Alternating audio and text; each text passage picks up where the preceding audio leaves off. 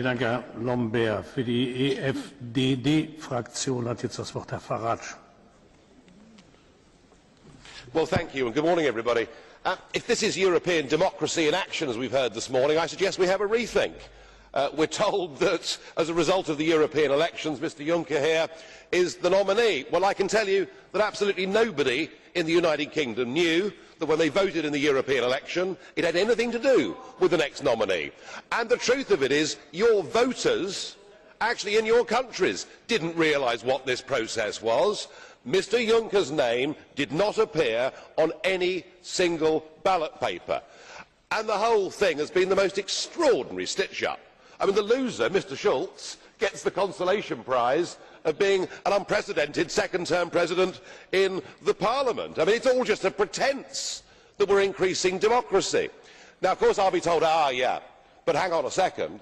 The European Parliament, the elected bit of the European institution, did actually have a say and did decide whether Mr Juncker was to become Commission President or not. Well, let's just have a think about the process we're about to engage in.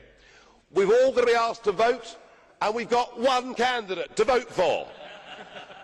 I mean, it's like good old Soviet times, isn't it? Surely democracy means you get rather more of a choice than one. But I think far worse than that,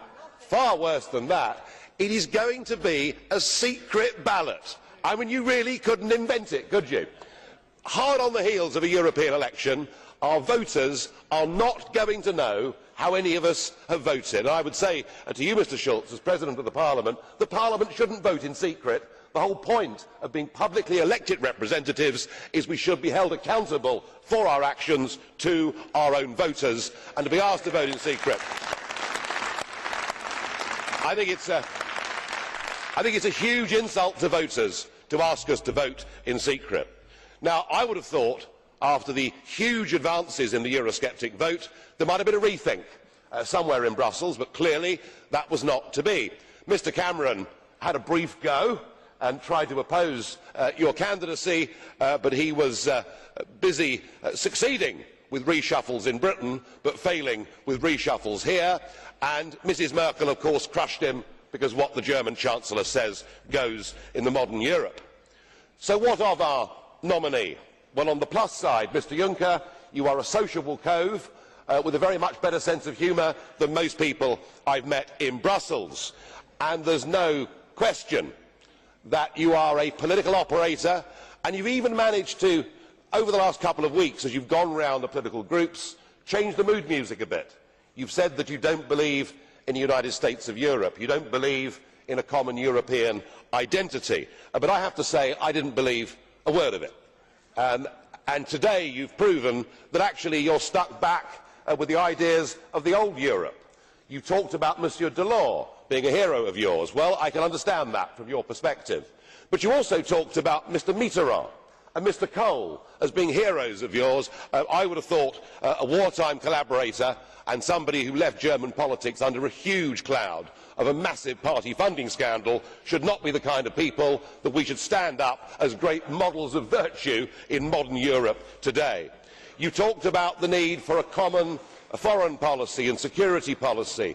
You talked about the need for a common energy policy. I mean, what is clear is you are going to carry on with the process of the centralisation of powers, which is not surprising, because for 20 years you've been a key player in this whole process, which frankly has treated democracy with deliberate contempt. I think the best example is your quote about the French referendum on the Constitution, where you said, if it's a yes, we will say on we go, and if it's a no, we will say we continue. How's that? How's that for belief in democracy? And your dedication to the project is, well, it's unchallengeable. I mean, you've said before that when it becomes serious, you have to lie. So in many ways, I suppose you are the perfect candidate for a lot of people in this House, and I've no doubt that you will get the nomination. But we are being asked to vote for the ultimate Brussels insider, somebody who has always operated with dark backroom deals and stitch-ups, and I have to say that our group overwhelmingly will vote no. We don't want business as usual, we want real change. And you said at the end of your speech, this is not the time for a revolution. I put it to you, there's already been a revolution. There's effectively been a coup d'etat on nation-state democracies without people realising what was being done to them. And these elections, the Eurosceptics may not yet have a majority in this House, but please don't think we're over, because the vast majority of European people don't want a European state, don't want a European Commission to be the executive, don't want that flag and don't want that anthem. So you'll get elected and will enjoy doing battle over the course of the next year or two.